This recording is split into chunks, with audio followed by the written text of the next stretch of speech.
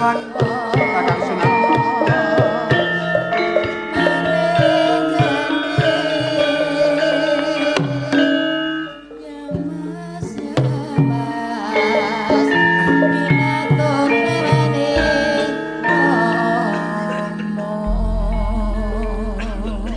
Sasampunipun sami kepanggih wilujeng Kakang Sunan Kadilangu. Piye Yai? Selak sumengko anggen kula kepengin nungsung pawarta. Kados pundi anggen panjenengan ngayahi nindakaken menapa ingkang dados pikajeng kula, Kakang? Kepareng matur Yai, sing wigati Gurendrawana wis tumekaning mati. Oh ngaten. Nggih. Malah kaping pindho nyaosi pirsa yen aku ketemu karo Rama Prabu Brawijaya teng saiki wis cumandha ana ing areng-arenging Gunung Lawu. Rama Brawijaya sakmenika sampun lenggah wonten ing perenging Gunung Lawu. Kaping katiganipun menika garanipun Rama Prabu nggih ibu garwa selir Dewi Ontrawulan. Lan menika putranipun Rama Prabu Pangeran Samudra ugi keparenga dipun titipaken dhateng ing Kadipaten Glagahwangi. Monggo pun dawuh Yai. Nuwun sewu. Bibi Ontrawulan. Sing kepian Angger? Sampun kiranging pamengku menawi kadayan dereng mangertos mila kula ngaturaken kasugengan rawuhipun Bibi. Anak Angger. Ora dadi ngopo yen to panjen sliramu iki mau durung mangerteni karo aku. Do pangestuku wae tumrap sira ya, Ngger. Matur nuwun Bibi, dawah kapundi pangestu dar. Kyai Samudra sungkem pangabekti kunjuk ngersa dalem Kang Mas Sultan. Ya ditepungake. Aku kang nalika semana dijumenengake ing Glagahwangi iki dening Sinuwun Prabu Brawijaya nglenggahi kadipaten ing Glagahwangi iki. Menawi mekaten panjenengan Kang Mas Hadipati Natapraja. Bener. Mula diprayogake luwih dhisik. Ngaten iki ngestaken dawuh Kang Mas. Kakang Kalijaga, Yai Patah, salajengipun inggih dene menika Bibi Ontrawulan kaliyan Pangeran Samudra menika menapa mangke sakintenipun boten raos ingkang beneh jalaran kawontenan ing Majapahit tentu kemawon ing karaton beneh kaliyan menawi wonten ing Kadipaten.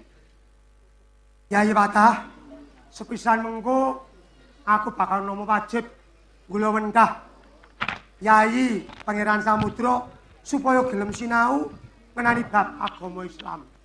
Saka Ribonarowan uga kersa napa sing tak aturake. Ngaten, Kang. Kaping pindhone Yai, aku kautus dening Rama Prabu Brawijaya supaya ngaturake partisara lan serat kekancingan supaya panjenengan ngasta dadi ratu sak surute burubuh ing Majapahit. Sinuwun Kertabumi ngersakaken kula jumeneng nata nglajengaken sejarah ing Majapahit. Monggo lho bener. Nggih. Menawi pekaten kula tampi. Monggo dipun tampi.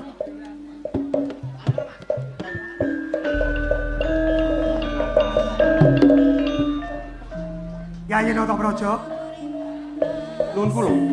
gandeng ing Glagahwangi mung sawijining kadipaten.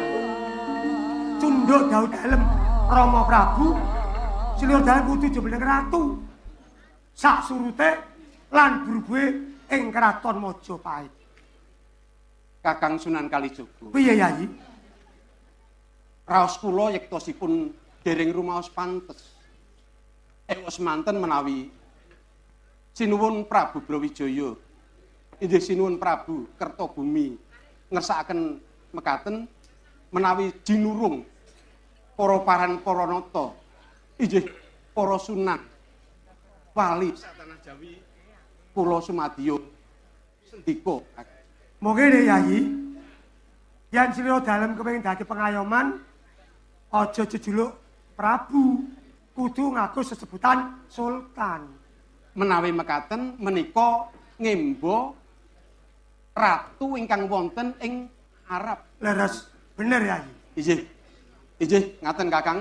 Menawi mekaten kula sumadyo biwarakaken dhateng kawula sarta para narapraja ing Glagawangi. Dipun sekitaken gahipun rumiyin Kakang.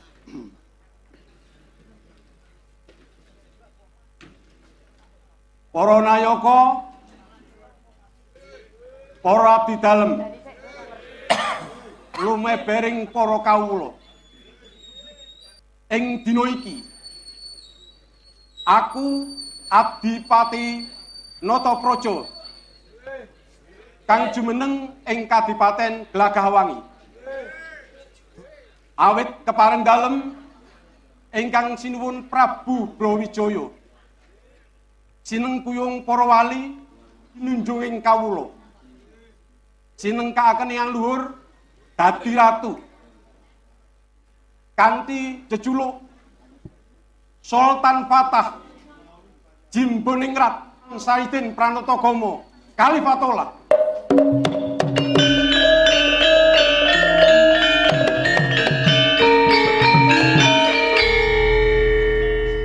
Sabanjure dadiya kawruhanira menawa Kadipaten Glagahwangi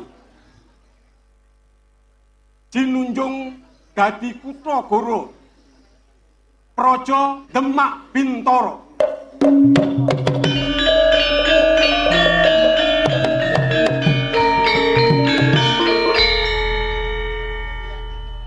Mekaten Kakang Sunan, biwaraning anggen kula jumeneng nata sampun kula tindakaken.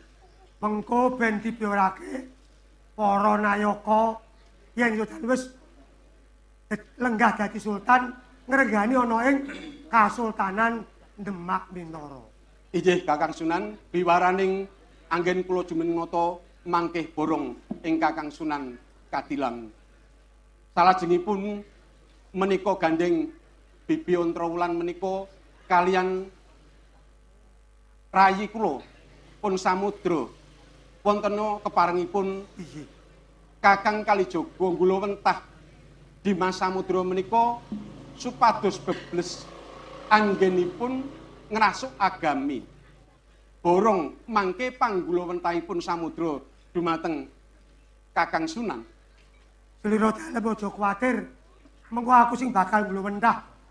Bakal menehi pituduh kang becik tumrap Yayi Pangeran Samudra supaya dadi menungso kang pinunjul, menungso kang ngambek para marta, asih maring kawula, bekti marang sapa wae lan bekti marang Allah Subhanahu wa taala. Matur nuwun Kakang. Ibu, Sing kepiye? Dalayayi Samudra tak parengake ayo Gembul Bujana ana ing Kasultanan Demak Bintara. Oh ngaten nggih kesuwen dawuh Kang Mas. Monggo Kakang Sunan, monggo ndherekaken. Piting apa kalapa masih muda.